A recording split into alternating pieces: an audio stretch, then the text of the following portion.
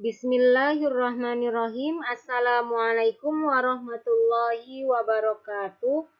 Apa kabar anak-anakku semua? Semoga kalian semua selalu dalam keadaan sehat walafiat. Hari ini kita akan belajar muatan IPS yaitu KD 3.2 dan 4.2 mengenai menganalisis bentuk-bentuk interaksi manusia dengan lingkungan dan pengaruhnya terhadap pembangunan sosial, budaya, dan ekonomi masyarakat Indonesia. Untuk hari ini, kita akan belajar mengenai bentuk-bentuk interaksi masyarakat dalam berbagai bidang, yaitu meliputi bidang pendidikan, ekonomi, dan sosial budaya.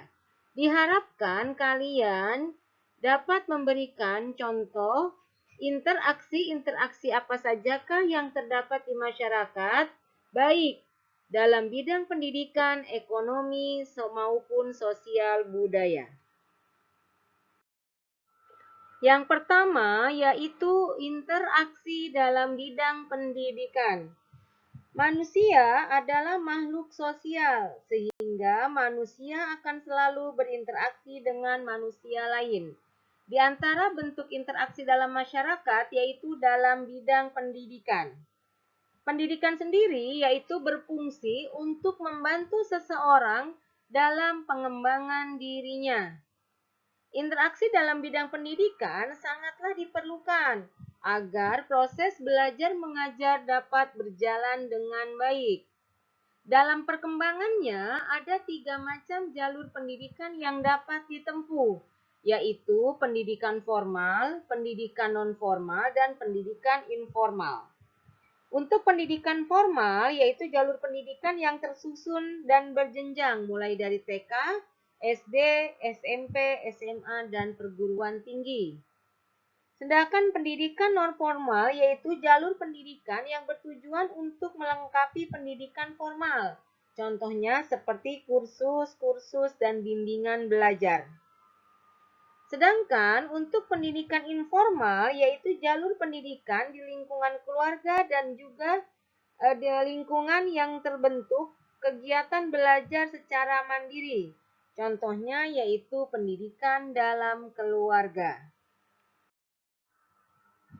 Ada 4 macam interaksi yang bisa kita temui dalam bidang pendidikan, yaitu antara lain interaksi antara siswa dengan siswa. Yang kedua yaitu interaksi siswa dengan guru. Yang ketiga interaksi siswa dengan sumber belajar. Dan yang keempat yaitu interaksi siswa dengan lingkungan. Kita akan bahas satu per satu.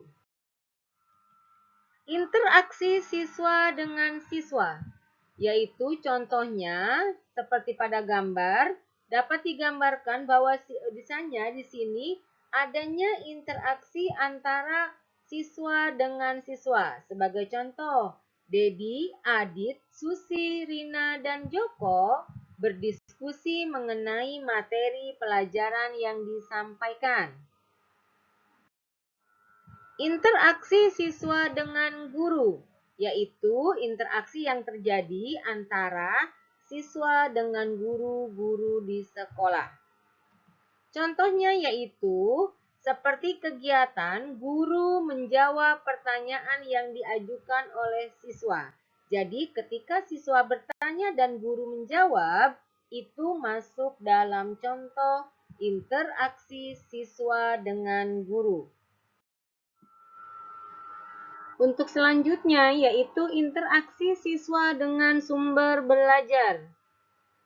Ketika di dalam kelas itu siswa mendengarkan guru menjelaskan materi pelajaran, itu masuk dalam contoh sumber belajar. Jadi guru di kelas bisa dijadikan sebagai sumber belajar.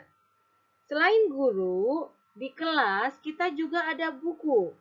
Nah, buku juga itu dapat dikatakan sebagai sumber belajar. Maka ketika di kelas siswa membaca buku, itu masuk dalam contoh interaksi siswa dengan sumber belajar. Interaksi selanjutnya yaitu interaksi siswa dengan lingkungan. Nah, di sini contohnya adalah ketika siswa sebuah sekolah melakukan kunjungan ke museum, di sana mereka anak-anak dapat belajar, maka kegiatan siswa melakukan karya wisata ke museum merupakan contoh dari interaksi siswa dengan lingkungan. Interaksi selanjutnya yaitu interaksi sosial dalam bidang ekonomi. Salah satu kebutuhan manusia adalah di bidang ekonomi. Kebutuhan ekonomi merupakan kebutuhan dasar setiap manusia yang meliputi pemenuhan sandang, pangan, dan papan. Sandang yaitu berupa pakaian, kebutuhan pangan yaitu berupa makanan, dan kebutuhan papan yaitu kebutuhan akan tempat tinggal. Salah satu contoh interaksi dalam bidang ekonomi yaitu kegiatan jual beli.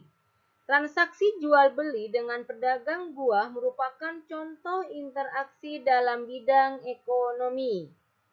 Selain transaksi kebutuhan barang, transaksi kebutuhan jasa juga termasuk dalam interaksi ekonomi.